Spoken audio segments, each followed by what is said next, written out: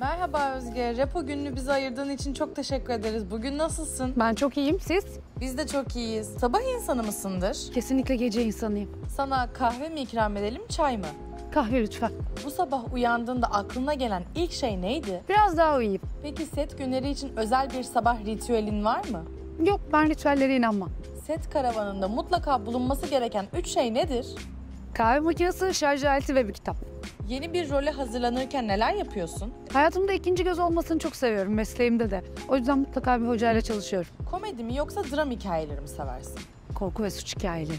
Sence bir oyuncunun sahip olması gereken en önemli özellik nedir? Esneklik. Bir süper gücün olsa bunun ne olmasını isterdin? Zaman yolculuğu. Yoğun bir takvimin var mı? Evet. Bugün Vogue seti olmasaydı ne yapacaktın? Ben bu ara böyle Blacklist karabataklığına düştüm. O yüzden mutlaka evde 7. sezon bilmem kaçıncı bölüm onu izliyordum. Seyahat ederken deniz, güneş mi, yeni yerler görmek mi? Yeni yerler görmek. Sıradaki seyahat planın nereye doğru? Afrika. Seyahat etmekten zevk aldığın bir ülke var mı? Küba. Valizinin olmazsa olmazları neler? Fotoğraf makinesi, çok fazla ayakkabı, kitap yolculuk için. Sonbahar senin için ne demek? Yenilenme. Kitap okumayı sever misin? Çok. En son neyi okudun? Ayfer Tunç'un Bir Deliler Evi'nin yalan yanlış anlatılan kısa hikayesini tekrar okudu. Peki hayatın bir kitap olsa başlığı ne olurdu?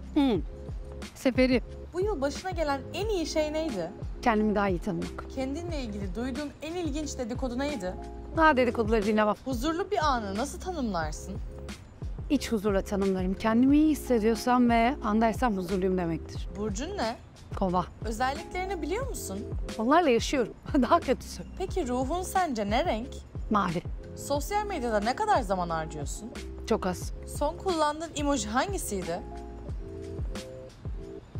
Peki sen bir emoji olsan hangisi olurdun? Hayattaki en büyük ilhamın nedir? Kancam. Kendin için yakın ya da uzun dönem planlar yapıyor musun? Uzun dönem planlar yapıyorum. Yakın dönemi yaşamayı tercih ediyorum. 10 yıl sonra nerede olacağımı biliyorum. Ama bir hafta sonrayı bilmiyorum. Şehirde en çok ne yapmaktan keyif alıyorsun? Yeni mekanlar keşfetmekten. Gelecek günlerde planların nasıl? Heyecanlı. En sevdiğin şarkı nedir? Ruh halime göre değişiyor. Bu ara Mabel Matiz'in Karakol böyle sürekli dilimde. Tatil senin için ne ifade ediyor? Heyecan, keşfetmek. Sandalet mi, topuklu ayakkabı mı? Kesinlikle sandalet. Kokusu seni mutlu eden nedir? Tüm narenciyeler. Seni en çok ne heyecanlandırır? Seyahate çıkmak. İlişki senin için ne demek? Suç ortaklığı. Keşken var mı? Herkesin vardır. Peki hep bir B planın var mıdır? Her zaman.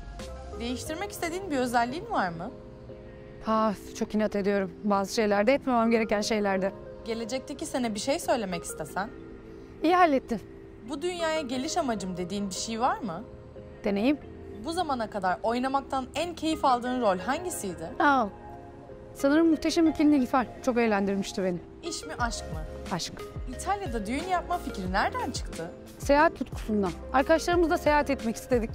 Düğün sürecindeki en keyif aldığın an neydi? Düğünün ortasında bir an var. Böyle her şeyin mükemmel gittiğini hissettiğiniz. Böyle çığlık atıyordum o anda. Eşin ile aynı işi yapıyor olmanın faydaları ya da zararları var mı? Hiç zararı yok. Küçükken ne olmak isterdin? Arkeolog.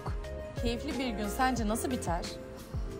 Eve gidip ayaklarımı uzatıp sevdiğim saçma sapan filmlerden birini tekrar izleyerek. Buradan sonra planın ne? Eve gitmek.